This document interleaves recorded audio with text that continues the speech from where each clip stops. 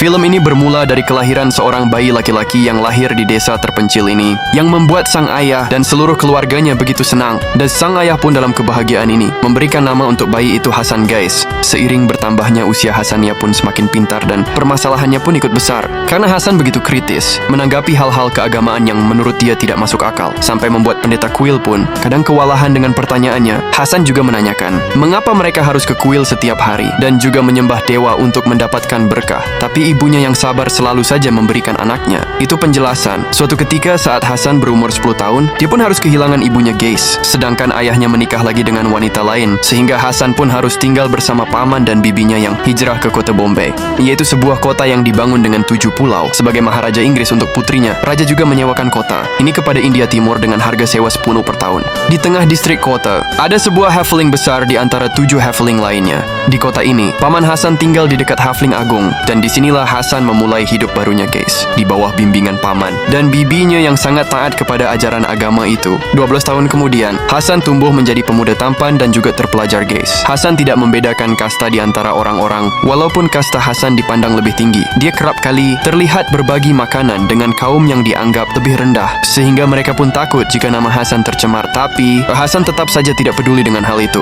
Kendati masih terbilang muda, Hasan memiliki ide-ide sangat cemerlang. Dia sering menerbitkan artikel di koran tentang reformasi sosial yang menentang berbagai bentuk ketidakadilan di sana, guys. Sehingga berbagai tokoh kalangan aktivis di kota itu turut memperhatikan sepak terjang Hasan melalui artikelnya seperti Gol, Kudas, dan Sorak. Tidak cukup sampai di situ saja. Hasan juga sering menyuarakan hal-hal itu di tengah masyarakat, bahwa menjadi seorang janda bukanlah suatu dosa, guys, dan tidak seharusnya mereka diusir dari masyarakat. Karena menurut Hasan, hal itu cukuplah tragis bagi para janda yang kehilangan pasangan hidupnya. Dalam kesehariannya, Hasan sangat menyayangi bibinya seperti ibunya sendiri, karena telah merawatnya sedari kecil, hingga bibinya pun memberikan berkatnya kepada Hasan yang seminggu lagi akan menikah, guys. Bibinya pun ikut bahagia akan hal itu, guys, karena bibinya itu sudah menganggap Hasan seperti anaknya sendiri. Hasan yang menarik tangan seorang gadis dan lantas membawanya berputar dan menutup mulut gadis itu, sehingga gadis ini pun berusaha untuk melepaskan tangan Hasan itu. Dan ini adalah Kisor, calon istrinya Hasan, guys. Bagaimana aku bicara kalau tanganmu menutup mulutku, ujar Kisor.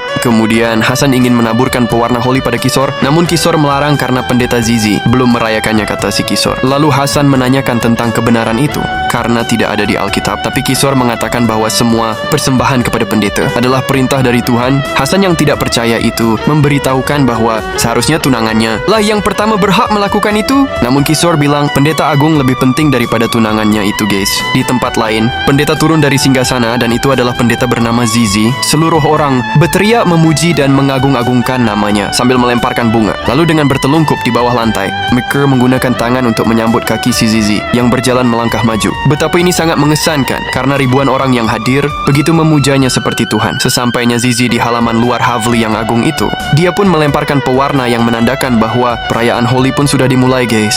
Di sini Kisor dan teman-temannya mulai menari-nari untuk memperingati hari besar ini. Terlihat Hasan pun berada dalam perayaan itu. Awalnya semua berjalan baik-baik saja dan penuh kegembiraan, guys. Namun pandangan mata Zizi, sang pendeta agung itu sangat mencurigakan dan penuh hasrat kepada Kisor, sehingga setelah perayaan itu, pendeta Zizi pun menaburkan pewarna holi di tubuh Kisor, menandakan bahwa Kisor telah dipilih oleh Tuhan untuk melakukan pelayanan suci, guys, kepada pendeta agung, yang membuat Kisor seakan-akan tidak percaya bahwa Tuhan telah memilih dia. Sang ibu yang mengetahui anak gadisnya terpilih untuk melakukan persembahan, ibu Kisor pun sangat senang dan bangga, guys, karena di sana ada begitu banyak gadis yang hadir, tapi anaknya lah yang terpilih untuk melakukan pelayanan suci itu. Kisor yang taat beragama pun terlihat begitu bahagia karena dirinya telah dipilih oleh Tuhan. Dan di tempat lain, Hasan yang terlihat sedang mencari-cari Kisor, dia bertanya pada teman-teman Kisor di sana. Namun tidak satu pun yang memberikan jawaban di dalam ruangan pelayanan suci. Kisor melepaskan kedua alas kaki Zizi, sang pendeta agung. Tapi saat Kisor sedang memijat kaki pendeta itu, sang pendeta pun merangkul tubuh Kisor untuk diajak duduk di sampingnya, guys. Dan Kisor pun secara perlahan mendekati Zizi, dan Kisor pun duduk di sampingnya. Zizi pun mulai melakukan aksinya, guys, dan karena keluguan Kisor dan karena ketaatannya kepada ajaran yang dia yakini, pendeta ini pun memanfaatkannya untuk melakukan melakukan pelayanan suci yang tidak biasa itu. Dan ketika pengikat pakaiannya dilepas, Kisor pun terlihat sangat tegang, guys. Dan sementara itu, di luar sana Hasan yang sedang mencarinya, tapi dilarang masuk karena pelayanan suci sedang berlangsung. Tapi ini Hasan mengatakan bahwa Kisor adalah tunangannya, sehingga ajudan pendeta itu pun mempersilahkan dia untuk menonton pelayanan suci itu dari lantai atas yang biasa disaksikan oleh orang-orang kaya yang sudah membayar tiket, guys. Karena rasa penasaran, Hasan pun pergi untuk mencari tahu tentang tunangannya itu. Di sini dia melihat banyak orang sedang menonton pelayanan suci, dan pada saat Hasan membuka salah satu jendela untuk melihat, betapa kagetnya dia karena tunangannya, si Kisor, sedang melayani pendeta itu di atas tempat tidur. Mengetahui hal itu, Hasan segera lari ke bawah untuk masuk ke dalam ruangan dan memanggil si Kisor, guys. Namun orang-orang yang menonton bilang bahwa dia akan sial karena mengganggu pelayanan suci, tapi Hasan tidak peduli. Dia terus saja memanggil Kisor untuk keluar. Dan di sini Kisor terlihat diam dan tidak dapat berkata-kata. Lalu Hasan mengatakan, "Apakah gini yang kamu lakukan atas nama Tuhan?" Dan dia berusaha untuk mengajak Kisor pulang. Tapi Kisor hanya diam dengan penuh kepolosan. Lalu pendeta agung menjelaskan bahwa semua ini adalah ketentuan Tuhan dan bukan sekedar tradisi. Pendeta pun menawarkan pilihan, jika Kisor ingin pergi silahkan saja. Namun Kisor lebih memilih untuk menyelesaikan pelayanan suci. Hasan yang mendengar itu pun tidak dapat berkata-kata. Dengan rasa kecewa yang mendalam, Hasan pun pergi meninggalkan tunangannya itu, guys. Setibanya di rumah, Hasan pun tidak mengatakan apapun dan langsung masuk kamarnya. Hasan pun langsung mengunci kamarnya. Terasa masih tidak percaya dengan apa yang terjadi. Rasa sakit yang dia alami membuatnya tidak bisa menahan tangisnya. Ia tidak menyangka calon istrinya melayani pria lain di depan matanya sendiri, sedangkan sebentar lagi mereka akan menikah, guys. Keesokan harinya di gedung kota, Hasan yang sedang membaca buku lalu didatangi si Kisor. Dia bertanya mengapa Hasan mengabaikannya, karena menurut si Kisor, dia melakukan itu karena perintah dari Tuhan. Hanya mereka yang diberkati dengan keberuntunganlah yang terpilih. Namun Hasan tidak bergeming sedikit pun, sehingga Kisor pun menjadi sangat kesal, guys. Lalu dengan kemarahannya, Hasan pun mengatakan bahwa itu adalah eksploitasi, karena yang Anda yakini bukanlah agama yang mengajarkan, tapi kecurangan yang mengatasnamakan Tuhan, kata si Hasan sembari marah. Setelah pertemuan mereka, Hasan pun membatalkan pertunangannya dengan Kisor, dan Hasan pun meninggalkannya begitu saja, guys. Kisor terlihat sedih tapi dia tidak menyesal, karena dia merasa pelayanannya itu benar, guys. Lalu Kisor pun menangis karena telah menyerahkan tubuhnya kepada pendeta agung demi melakukan pelayanan suci itu, dan dia mengatakan bahwasanya tunangannya itu telah mengakhiri hubungan mereka. Mendengar hal itu, pendeta agung ini pun menjelaskan semua adalah kehendak Tuhan. Lalu Zizi pun merayu Kisor dengan mengatakan kecantikannya yang sekarang bertambah terang, sehingga dia menobatkan Kisor sebagai pelayannya yang spesial. Mendengar itu, Kisor pun sedikit lebih tenang, guys. Setelah memberikan pelayanannya kembali, pada siang itu, Kisor pun terbangun dari tempat tidurnya dan menemukan pendeta agung di sampingnya sudah tidak ada. Lalu seorang wanita memasuki kamar itu. Kisor pun bertanya di mana pendeta agung. Lalu wanita ini pun memberitahukan bahwa pendeta agung sedang melakukan sembahyang. Di sini Kisor mulai terbuai dengan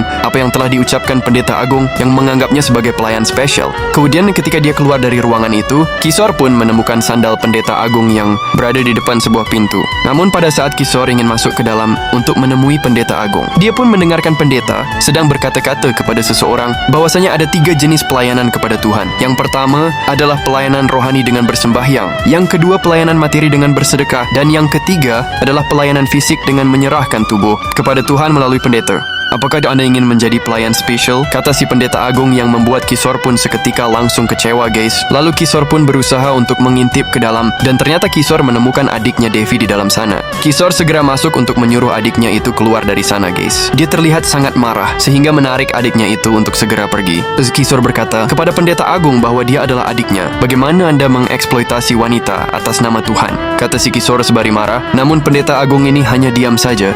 Aku sudah sangat senang jadi pelayan spesialmu, tapi ternyata kesetiaan kami dimanfaatkan. Dulu kami menganggapmu adalah wali dari Tuhan, tapi ternyata kamu adalah orang biasa yang berbohong atas nama Tuhan. Setelah itu Kisor pun mengajak adiknya untuk pergi dari sana. Terlihat begitu hancur hati Kisor mengetahui semua itu. Lalu sesampainya di rumah, Kisor pun memarahi adiknya ini. Tapi Devi menganggap kakaknya ini sedang cemburu.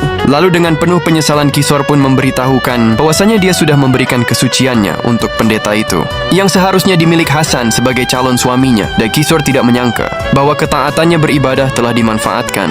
Kemudian Kisor pun memberitahukan bahwa Hasan sudah memutuskan pertunangan mereka, dan itu karena kesalahan dan kebodohannya itu, guys. Dan di rumah, Hasan dan pamannya pun bertengkar, guys, karena Hasan telah membatalkan pertunangannya itu, sehingga Hasan pun pergi dari sana. Hasan yang sedang kacau itu ditemukan tidur seperti gelandangan oleh kedua pria ini di pusat gedung kota, dan setelah Hasan terbangun, mereka pun bertanya mengapa Hasan tidur di sini. Hasan pun menjelaskan bahwa rumah pamannya sekarang sudah tidak sanggup lagi menampung dia, dan dalam pikiran kritisnya, mereka semua menghalalkan dan membenarkan pelayanan suci yang dilakukan pendeta agung terhadap tunangannya itu guys. Walaupun itu adalah sebuah penyimpangan ajaran, tapi pamannya tetap memaksa agar dia menikahi Kisor yang adalah anak dari sahabatnya. Sampai-sampai bibinya pun terpaksa harus mengusir dirinya. Sesudah menceritakan itu, Hasan pun bertanya apakah mereka mau menampung dirinya. Sontak kedua pria itu pun langsung terlihat senang. Dan di tempat lain, istri dari pendeta agung bertanya tentang Hasan yang selalu dibicarakan oleh para reformis akhir-akhir ini. Namun pendeta agung mengatakan bahwa Hasan adalah seorang ateis. Tidak lama kemudian, ajudannya datang untuk melaporkan kepada pendeta agung bahwa di luar ada Samji bersama adik perempuannya. Mengetahui hal itu, pendeta agung pun turun untuk menemui mereka guys. Lalu Samji yang terlihat sedih menjelaskan bahwasanya saat ini adiknya sedang hamil dan mengandung anak dari pendeta agung itu. Tapi apa yang diharapkan tidaklah sesuai keinginan. Pendeta agung ini menyarankan agar dia membawa adiknya ke dokter untuk menggugurkan kandungan itu guys, yang lantas membuat Samji pun emosi dan marah kepada pendeta itu guys. Malam itu Hasan yang melintas di derasnya hujan tiba-tiba mendengar orang yang meminta pertolongan. Lalu dengan segera Hasan pun datang untuk membantunya. Dan ternyata Hasan menemukan Samji dan adiknya di sini. Samji menjelaskan bahwa adiknya sekarang sedang hamil, anak dari pendeta agung, dan dia ingin menggugurkannya. Hasan yang panik segera mencari bantuan. Namun dia hanya menemukan sebuah gerobak yang kemudian dia ambil untuk membawa wanita hamil itu. Tapi ketika Hasan tiba, dia pun sudah tidak menemukan Samji dan adiknya itu di sana. Hasan mencoba untuk mencari mereka di sekitar tempat itu.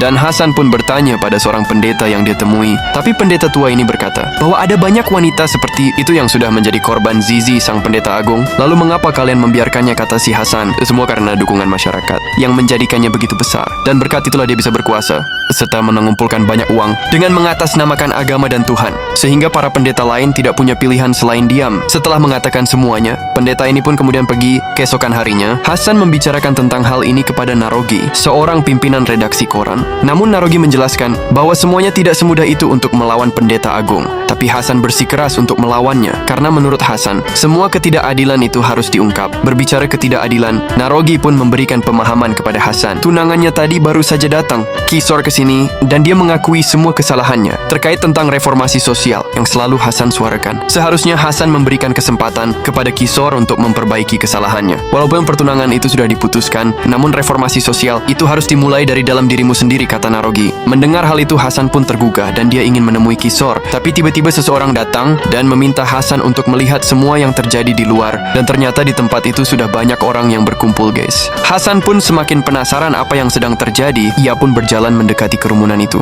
Dan alangkah terkejutnya Hasan melihat seorang gadis yang telah tewas, dan gadis itu adalah Kisor yang menjadi korban kebejatan pendeta agung. Kisor sangat mencintai Hasan, sehingga Hasan pun sangat mencintai Kisor. Dan karena rasa bersalah dan penyesalan begitu dalam, Kisor bernekat mengakhiri hidupnya. Kematian Kisor yang tiba-tiba membuat Hasan begitu terpukul guys. Dan setelah melihat Kisor untuk terakhir kalinya, Hasan pun pergi dari sana. Dan saat hendak pergi, tiba-tiba saja Hasan dipanggil oleh Devi, adik dari Kisor. Devi memberikan sepucuk surat kepada Kisor yang lantas dibaca oleh Hasan setelah Devi pergi. Surat itu berisi sebuah penyesalan yang mana Kisor telah dibutuhkan oleh ajaran sesat yang mengatasnamakan Tuhan. Dan dia sangat malu atas perbuatannya yang telah menyerahkan kesucian dirinya kepada pendeta itu dan bukan kepada calon suaminya. Namun saat ini mata hatinya sudah terbuka, sehingga dia merasa sangat kotor dan tidak layak untuk menatap Hasan, orang yang sangat dia cintai. Kemudian dalam surat itu, Kisor meminta agar Hasan bisa berjuang, mengungkapkan semua kebenarannya, karena itu bukanlah untuk Kisor saja, melainkan semua gadis yang tidak berdaya dengan kebodohannya.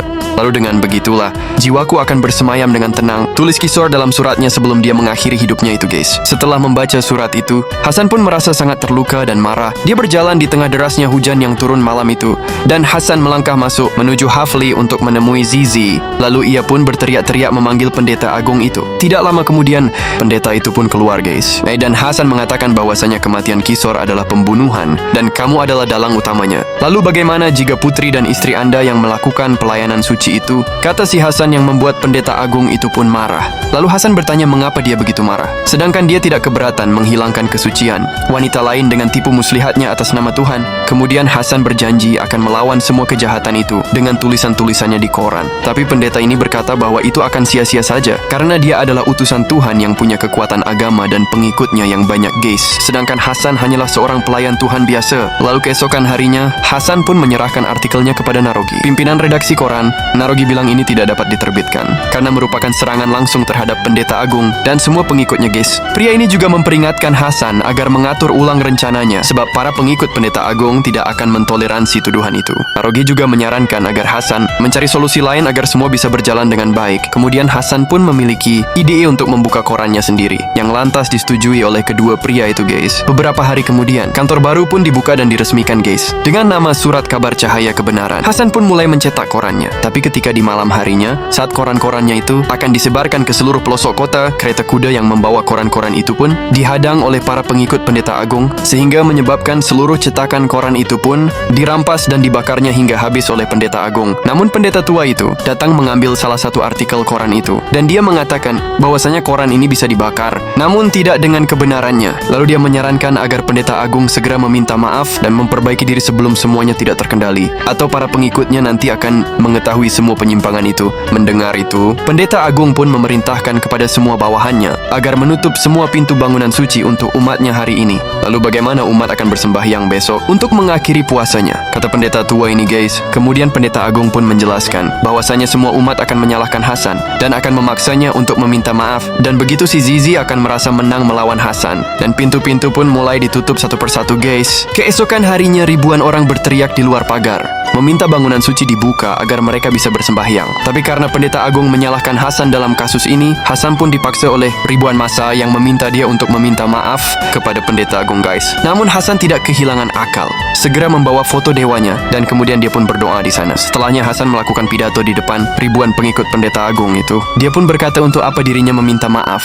Akankah pintu itu terbuka? Dan jika dia tahu taktiknya itu berhasil, maka dia akan lebih sering menutup bangunan suci itu. Perkataan Hasan membuat ribuan orang itu pun diam. Dia juga mengatakan bahwasanya ini adalah sebuah pemerasan di mana pendeta agung saat ini memanfaatkan rasa lapar Anda yang berpuasa untuk menghentikan saya. Kata si Hasan, bukannya dia seharusnya melarangku saja. Lalu mengapa pendeta agung melibatkan saudara-saudara semua? Namun yakinlah bahwa Tuhan itu ada di mana-mana untuk kita semua. Mengapa kita tidak bisa beribadah di tempat ini untuk mengakhiri puasa kita? Kemudian dari arah belakang terdengarlah suara suitan, dan ternyata gadis ini dan langsung saja memuji pemikiran Hasan itu dan mengatakan semua yang dikatakannya adalah benar, guys. Dia juga mengajak semua untuk bertepuk tangan. Aku akan beribadah di sini dan berbuka puasa di sini juga, kata si gadis sebari mengajak semua orang untuk datang. Lalu dengan seketika pendeta tua ini juga datang membawakan sesembahan. Dia memuji Hasan dengan pengetahuan dasar agamanya, dan pendeta tua ini juga menyuruh Hasan untuk memimpin sembahyang mereka. Tapi mengapa bukan Anda, kata si Hasan. Siapapun bisa memimpin doa, kata pendeta tua, asalkan hatimu bersih dan tidak dibalut kesombongan. Lalu setelah itu semua orang bersorak untuk memulai ibadah mereka di tempat itu, guys. Dengan sebuah tanda trompet kerang yang dibunyikan, mereka pun lalu berdoa memuji Tuhannya. Dari atas lantai 2 Heveling, pendeta agung pun melihat kegiatan itu yang langsung dipimpin oleh Hasan. Keesokan harinya, semua berita di koran menulis kabar tentang Hasan. Sorak juga mengatakan bahwa rencana itu berhasil mendapatkan perhatian. Lalu ketika mereka sedang membicarakan kelanjutan dari rencana ini, seorang gadis pun datang ke kantor mereka. Kedatangan gadis ini pun bermaksud untuk melamar pekerjaan, guys. Tapi Hasan mengatakan dia boleh saja bekerja. Namun saat ini Hasan belum bisa untuk membayarnya gajinya karena ini adalah permulaan. Gadis itu pun setuju untuk membantu Hasan di tempat lain. Ajudan ini menyarankan agar pendeta agung Zizi membuka pintu bangunan suci itu kembali karena 2 hari sudah gerbang itu ditutup, dan jika hal ini terus berlanjut maka orang-orang akan memperlakukan pohon tua itu sebagai kuil. Tapi pendeta agung masih tidak mengizinkannya. Sebelum Hasan bersujud di kakinya untuk memohon maaf,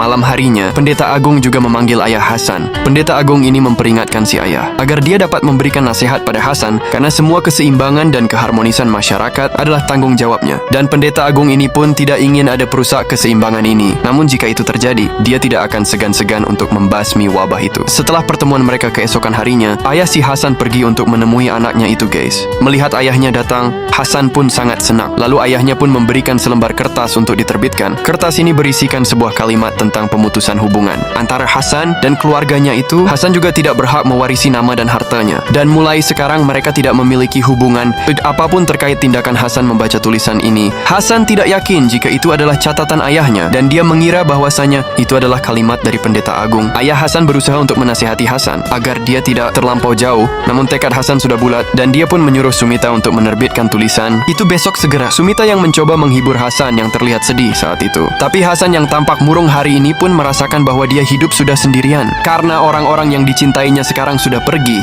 meninggalkannya. Namun Sumita mengatakan bahwasanya dia akan selalu ada untuk Hasan jika perlu. Bahkan Sumita juga bersedia untuk menjadi istri Hasan, guys, karena memang Sumita sudah lama tertarik dengan Hasan. Sumita juga sudah tahu tentang hubungan Hasan dan Kisor yang sebelumnya kandas, tapi dia tidak peduli dengan semua masa lalu Hasan itu. Sampai-sampai Hasan menyebutnya keras kepala. Namun Sumita berdalih bahwa gadis keras kepala lah yang bisa mendekati Hasan. Dia menyampaikan bahwa dia bisa memasak, menyulam kain, bahkan mencuci dan menyetrika pakaian. Walaupun dia tidaklah cantik dan juga kasar, karena itu dia mencari pemuda gila yang mau menikah dengannya. Karena ayahnya berkata, jika kamu melihat dengan mata terbuka, maka kamu tidak akan menemukan orang lain yang lebih gila daripada Hasan, kata Sumita. Namun Hasan mengatakan bahwasanya saat ini dia tidak tertarik dengan Sumita. Tapi Hasan meyakinkan bahwa Sumita bisa membuatnya berpaling. Keesokan malamnya, Hasan berusaha untuk menyebarkan kembali koran yang kemarin pernah dia cetak, tapi lagi-lagi para pengikut pendeta agung menghadang kereta kuda itu. Dan ternyata mereka tidak mendapatkan koran-koran itu di dalam kereta itu, guys, karena Hasan dan Sumita sudah membagi koran-koran itu untuk dibawa oleh para pedagang sayur dan juga para kuli pasar lainnya, sehingga koran-koran itu pun keesokan harinya mulai tersebar, guys, dan dibaca oleh masyarakat luas, guys, sehingga tulisan Hasan yang membongkar kedok pendeta agung itu pun diketahui oleh penduduk. Mendapati koran yang memuat berita tentang pendeta agung, ajudannya pun berkata bahwa artikel itu sangatlah kasar dan menghina. Lalu tidak lama kemudian, istrinya pun datang mengabarkan bahwa dokter pribadinya ada di bawah mengetahui hal itu. Pendeta agung pun segera pergi untuk menemui sang dokter. Sementara itu, istri pendeta agung pun penasaran dengan koran itu. Lalu dia pun mengambil koran tersebut dan membacanya, guys. Setelah bertemu dokter, pendeta agung pun berpapasan dengan Sumita yang memberikannya salam. Sumita menyampaikan bahwa semua orang kini sudah mengetahui tentang kebusukannya dan dia menyarankan agar pendeta agung bisa mencari cara baru untuk memperdaya gadis muda. Keesokan paginya sebuah surat datang ke kantor Hasan. Di sana tertulis tuntutan pencemaran nama baik sebesar Rp5.000 dan ternyata pendeta agung itu membawa masalah ini ke pengadilan, guys. Tapi Hasan tidak akan pernah menyerah karena dia sudah siapin untuk menerima semua resikonya, termasuk di penjara sekalipun. Dan Hasan hanya punya satu kesempatan. Jika dia bisa menemukan korban yang berani memberikan saksi akan kejahatan Zizi. Dan tak lama kemudian, tiba-tiba saja pria bernama Golkudas ini pun datang. Dia yang telah mengetahui berita itu pun membawa beberapa orang saksi yang akan melawan pendeta agung, guys. Mendengar itu, Hasan pun sedikit lega. Tapi di malam harinya, terlihat banyak orang berkumpul di depan kantor Hasan. Dan ternyata kantor itu pun sudah terbakar. Melihat semuanya habis dilalap oleh api, Hasan pun sangat syok. Dia tiba-tiba saja patah semangat, guys. Namun Sumita mengingatkannya kembali kepada Kisor dan semua penderitaan wanita lain. Dan ternyata Sumita juga pernah mengalami hal serupa. Tapi pada saat itu Sumita hanyalah gadis kecil dan dia merasa bahwa hal itu tidak wajar, sehingga dia pun lari sambil menjerit sekuat-kuatnya. Sumita juga memberikan motivasi kepada Hasan agar dia tetap tegar, dan itu membuat Hasan menjadi lebih tenang. Ketika mereka sedang berduaan, tiba-tiba sebuah kereta datang menghampiri mereka. Pria ini memberitahukan bahwa dia disuruh secepatnya ke rumah Golkudas. Dan ternyata di kantor itu sudah ada istri dari pendeta agung yang akan membantunya mendapatkan saksi, guys. Dan istrinya pun menceritakan semua kejahatan suaminya itu. Keesokan harinya orang-orang ini bertelungkup menandakan tangannya untuk menyambut kaki pendeta agung, guys, yang akan melewati jalan di depan gedung pengadilan. Sebuah kursi kebesaran pun dibawa masuk ke dalam ruangan persidangan, guys, sebagai tempat duduk pendeta agung itu. Ketika pengadilan ini dimulai oleh hakim, pengambilan sumpah pun dilakukan, guys, untuk mengambil sumpah untuk berkata jujur dan semua itu adalah kebenaran. Tapi pendeta agung ini menolak, guys, karena menurutnya setiap ucapannya adalah kebenaran Tuhan. Dan hal itu pun diserukan oleh ajudannya yang didukung oleh para pengikutnya, sehingga ajudan ini pun akhirnya diamankan oleh petugas pengadilan dan dibawa keluar. Hakim kemudian mengatakan semua tidak ada pengecualian. Mengetahui itu, pendeta agung ini pun barulah bersumpah bahwa apa yang dia katakan adalah sebenarnya. Setelah itu, hakim pembela membacakan tuntutan pendeta agung yang mencemarkan nama baiknya di dalam koran. Dan berdasarkan itu, hakim pembela mengatakan kalau itu adalah fakta. Kemudian ia pun memanggil salah satu saksi, yaitu dokter keluarga dari pendeta agung. Dokter ini mengungkapkan bahwa saat ini pendeta agung sedang menderita penyakit kelamin menular, yaitu sipilis. Lalu seorang petugas pengadilan menginformasikan hal itu untuk para pengunjung di luar, yang membuat seluruh masyarakat pun merasa kaget. Penyebabnya adalah berhubungan dengan banyak wanita, ujar dokter ini. Dan dia juga mengungkapkan bahwa pendeta agung kerap meminta obat kemandulan kepadanya, namun dia tidak pernah memberikan, hingga sempat terjadi ketegangan antara dirinya dengan pendeta agung guys. Setelah kesaksian itu, hakim penuntut pun gantian bertanya pada dokter, apakah dia kuda memeriksanya dengan benar. Namun tiba-tiba pendeta agung mengatakan bahwasanya semua itu adalah kesalahan diagnosa saja, karena menurutnya itu bukanlah penyakit kelamin, melainkan penyakit kulit biasa.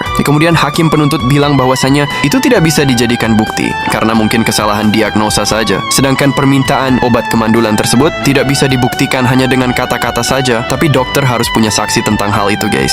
Dan akhirnya membuat pembelaan pun gugur secara fakta. Setelah itu hakim pembela pun mengundang Hasan untuk menjadi saksi. Lalu hakim pembela bertanya, apa itu pelayanan suci? Kemudian Hasan menjelaskan bahwasanya itu adalah sebuah ritual, di mana pendeta agung berhubungan intim dengan seorang wanita. Apakah itu dilakukan di bangunan suci? Tanya hakim pembela. Ya, ujar Hasan, bahkan setiap orang yang memiliki uang dapat menyaksikan itu langsung. Tapi pendeta agung segera meluruskannya, bahwa para pelayan ini tidak mengerti apa-apa, karena dengan menyaksikan pelayanan suci, mereka akan bisa menebus segala dosa-dosa mereka. Dan itu adalah tugas serta kehormatan pendeta agung yang sudah diturunkan sejak zaman kuno, kata si Zizi. Sesudahnya hakim penuntut ini pun ikut bertanya, apakah seperti itu Kisor keberatan melakukannya? Tidak jawab Hasan, yang membuat para hadirin di ruangan sidang semakin bingung. Tapi Anda memutuskan pertunangan karena kejadian itu, dan juga keluargamu mengusirmu dari rumah, karena keluarganya sendiri pun percaya itu adalah hal yang wajar, yang sangat memberatkan Hasan untuk membela dirinya guys. Kata hakim penuntut. Hakim penuntut mengatakan bahwa Hasanlah yang sudah membunuh Kisor, tunangannya sendiri, untuk menjatuhkan pendeta agung. Semua hanyalah demi ketenaran dan kesombongannya, merasa terpojokan. Hasan pun berkata bahwasanya dia tidak akan pernah takut atas semua tuntutan, dan dia sudah siap dipenjara, bahkan sampai mati pun dia akan terus berjuang. Kemudian Hasan pun meminta kepada hakim